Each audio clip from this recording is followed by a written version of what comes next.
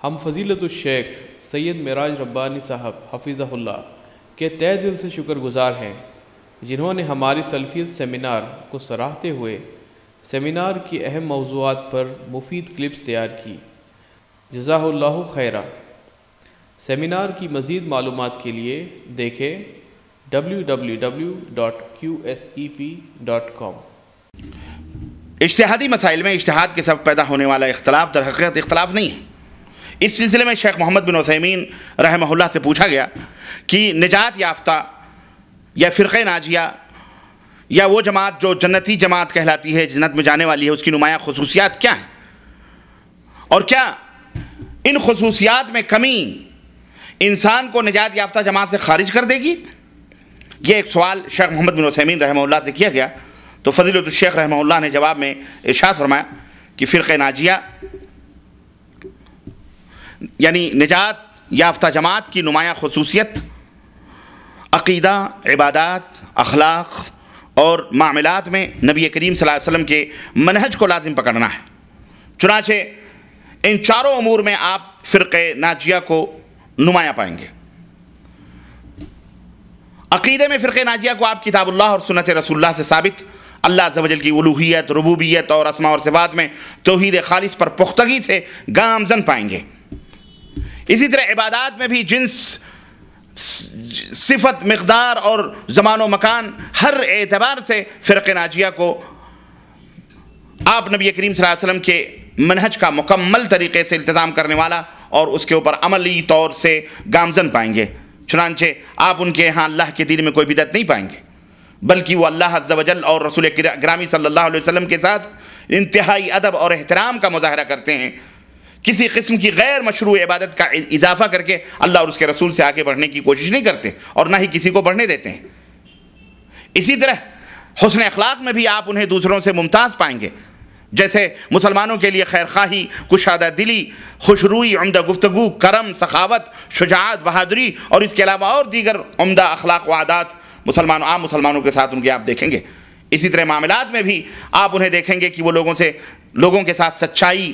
اور وضاحت کا معاملہ کرتے ہیں، جن کی طرف نبی کریم صلی اللہ علیہ وسلم نے اپنی حدیث میں ارشاد فرمایا اور فرمایا کہ البیعان بالخیار ما لم يتفرقا فإن صدقا وبین بورک لہما فی بیعہما وإن کذبا وکتما محقت برکت بیعہما۔ خرید و فروخت کرنے والوں کو اس وقت تک اختیار رہتا ہے جب تک وہ الگ نہ ہو جائیں۔ اگر وہ دونوں سچ بولیں اور معاملہ واضح رکھیں تو ان کے معاملے میں برکت ہوگی، اور اگر وہ دونوں جھوٹ بولیں اور چھپائیں تو ان کے معاملے کی برکت مٹا دی جاتی ہے۔ یہ روایت صحیح بخاری اور صحیح مسلم کے اندر موجود ہے۔ اور معاملات کی ان خصوصیات میں نقص کے سبب انسان فرقہ ناجیہ سے خارج ہرگز نہیں ہوگا۔ البتہ عمل کے مطابق سب کے درجات ہیں، ایک دوسرے سے اوپر اور نیچے وہ رہتے ہیں، لیکن توحید کے باب میں اگر نقص موجود ہے، توحید کے باب میں اگر نقص ہے تو بسا اوقات انسان کو فرقہ ناجیہ سے یہ نقص اور یہ کمی فرقہ ناجیہ سے اسے خارج کر سکتی ہے، جیسے اخلاص میں خلل۔ اسی طرح بدعات کے سبب بھی ہو سکتا ہے انسان کچھ ایسی بدعات انجام دے جس کے باعث وہ فرقہ ناجیہ سے خارج ہو جائے۔ رہا اخلاق و معاملات کا مسئلہ تو اس میں خلل اور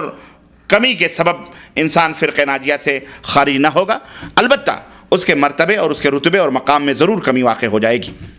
اخلاق کا مسئلہ ذرا تفصیل طلب ہے، کیونکہ اخلاق سب سے اہم کردار اور اجتماعیت اور حق پر اتحاد و اتفاق ہے، جس کے بارے میں اللہ عز و جل نے ہمیں وصیت کرتے ہوئے ارشاد فرمایا کہ شرع لکم من الدین ما وصى به نوحا والذی اوحینا الیک وما وصینا به ابراہیم وموسى وعیسى ان اقیموا الدین ولا تتفرقوا فیہ۔ اللہ تعالیٰ نے تمہارے لیے ہی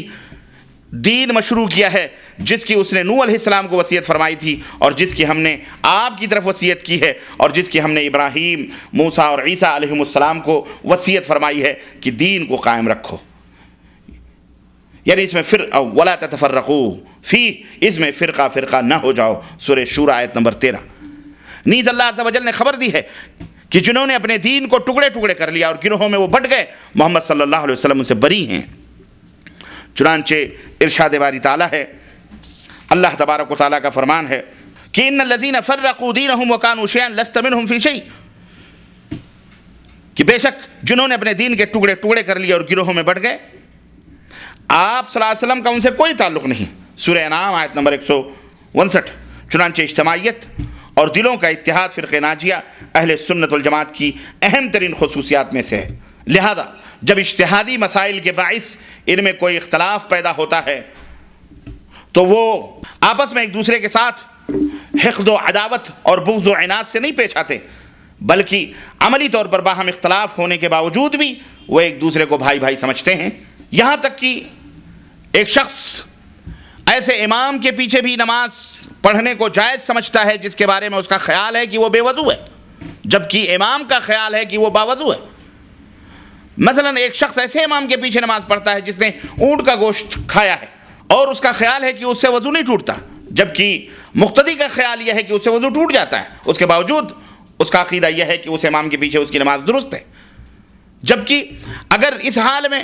وہ خود نماز پڑھتا تو اس کا نظریہ یہ ہوتا کہ اس کی نماز درست اور صحیح نہیں ہے۔ یہ ساری باتیں اس لیے ہیں کہ ان کا عقیدہ ایک ہے، ان کا منہج ایک ہے کہ اجتہاد کے سبب جو رونما ہونے والا اختلاف اور در حقیقت اختلاف نہیں ہوتا، بلکہ اختلاف کے دونوں فریقوں نے واجب الاتباع دلیل جس سے اعراض کرنا جائز نہیں ہے اس کی پیروی کی ہے۔ اس لیے ان کا خیال ہے کہ اگر ان کے بھائی نے کسی بھی عمل میں دلیل کی اتباع کرتے ہوئے ان کی مخالفت کی ہے تو حقیقت میں ان کی موافقت کی ہے، کیونکہ وہ خود بھی اس بات کی دعوت دیتے ہیں کہ دلیل کی اتباع کی جائے، خواہ وہ جہاں کہیں بھی ہو۔ لہذا اگر اس نے اپنے پاس کسی دلیل کے بنا پر ان سے اختلاف کیا ہے تو حقیقت میں ان کے موافق ہے، کیونکہ وہ کتاب اللہ اور سنت رسول اللہ صلی اللہ علیہ وسلم کو فیصل بنانے کے اس منہج پر چلا ہے جس کی وہ دعوت دیتے ہیں اور رہنمائی کرتے ہیں۔ اور اہل علم کی اکثریت اس قسم کے اختلافات کو بخوبی جانتی ہے جو صحابہ کرام رضوان اللہ علیہم اجمعین کے مابین رونما ہوئے، حتیٰ کہ عہد نبوی صلی اللہ علیہ وسلم میں بھی اس طرح کا کچھ اختلاف دیکھا گیا، لیکن آپ صلی اللہ علیہ وسلم نے ان میں سے کسی کے اوپر نکیر نہ فرمائی اور نہ کسی کو جھڑکا اور نہ کسی کو ڈانٹ ڈپٹ کی۔ چنانچہ نبی کریم صلی اللہ علیہ وسلم جب غزوہ احزاب سے واپس ہوئے اور جبریل علیہ السلام آپ کے پاس تشریف لائے اور آپ کو بنو قریظہ کی طرف نکلنے پر آمادہ کیا جنہوں نے معاہدہ توڑ دیا تھا، تو آپ صلی اللہ علیہ وسلم نے اپنے صحابہ رضوان اللہ علیہم اجمعین کو للکارتے ہوئے یہ بات بیان فرمائی اور للکارتے ہوئے ان سے کہا کہ لا یصلین احد منکم العصر الا فی بنی قریظہ، کہ تم میں سے ہر شخص عصر کی نماز بنو قریظہ ہی پہنچ کر پڑھے۔ صحابہ کرام مدینہ سے بنو قریظہ کے لیے نکلے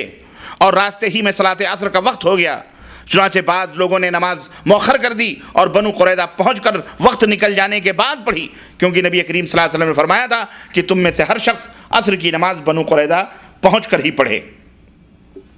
اور کچھ لوگوں نے وہیں رک کر کے وقت کے اوپر نماز ادا کر لی، راستے ہی میں پڑھ لی اور کہا کہ رسول اللہ صلی اللہ علیہ وسلم کا مقصد یہ تھا کہ ہم جلدی نکلیں، نہ یہ کہ ہم نماز کو اس کے وقت سے مؤخر کر دیں۔ اور حقیقت میں یہی لوگ درستگی پر تھے اور یہی لوگ صحیح بھی تھے، لیکن جب یہ دونوں باتیں نبی کریم صلی اللہ علیہ وسلم کی خدمت پیش کی گئیں اس کے باوجود نبی کریم صلی اللہ علیہ وسلم نے دونوں گروہوں میں سے کسی کو بھی نہ ڈانٹا اور نہ ہی ان سے نماز دہرانے کا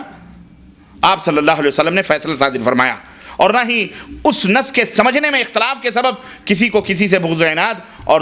دشمنی ہی پر آمادہ کیا۔ اس لیے میں بھی چاہتا ہوں کہ سنت رسول اللہ صلی اللہ علیہ وسلم سے نسبت رکھنے والے جتنے بھی ہمارے مسلمان بھائی ہیں ان تمام مسلمان بھائیوں کو چاہیے کہ ایک امت بن کر رہیں، ان میں گروہ بندی نہ ہو کہ ایک کسی گروہ کی طرف نسبت کرے، دوسرا کسی جماعت کی طرف، تیسرا کسی ٹولی کی طرف اور تیسرا چوتھا کسی پارٹی کی طرف، بیں طور کی آپس میں ایک دوسرے کو زبانی تیر و تفنگ سے زخمی کرتے پھریں اور ایک ایسے اختلاف کے سبب جس میں اجتہاد جائز ہے باہم بغض و عداوت کی جنگ چھیڑے رکھیں۔ ایک گروہ کا خصوصیت سے نام لینا یہ ضروری نہیں ہے، لیکن عقل مندانہ اشارہ کافی است، عقل مند معاملے کو بخوبی جانتا اور سمجھتا ہے۔ لہذا میں چاہتا ہوں کہ اہل سنت والجماعت باہم متحد ہو کر کے رہیں، اگرچہ ان میں بتقاضائے بشریت نصوص میں اپنی اپنی سمجھ کے مطابق اختلاف بھی کیوں نہ ہو، کیونکہ الحمدللہ اس کی گنجائش موجود ہے۔ اور اہم بات یہ ہے کہ دلوں میں ملاپ اور کلمہ متحد ہو، اور اس میں کوئی شک نہیں کہ اسلام دشمن عناصر یہی چاہتے ہیں کہ مسلمان فرقوں میں ٹولیوں میں بٹے رہیں، خواہ وہ مسلمانوں کے کھلے دشمن ہوں یا بظاہر اسلام یا مسلمانوں سے دوستی کا ہاتھ بڑھانے والے ہوں، جبکہ حقیقت میں ایسے نہ ہوں۔ لہذا ضروری ہے کہ ہم فرقہ ناجیہ کی اسی خصوصیت کو اپنا شعار بنائے رکھیں، یعنی ایک کلمے پر متحد ہو کر رہیں اور آپس میں بھائی بھائی بن کر رہیں۔ اللہ عز و جل سے دعا ہے کہ اللہ تعالی ہمیں اور آپ کو نیک عمل کرنے کی توفیق عطا فرمائے، ہمیں کتاب و سنت کے مطابق اس دنیا میں جینے اور اسی کے اوپر مرنے کی ہمیں توفیق عطا فرمائے۔ آمین یا رب العالمین۔ وصلی اللہ علی نبینا محمد وعلی آلہ وصحبہ اجمعین۔ والسلام علیکم ورحمۃ اللہ وبرکاتہ۔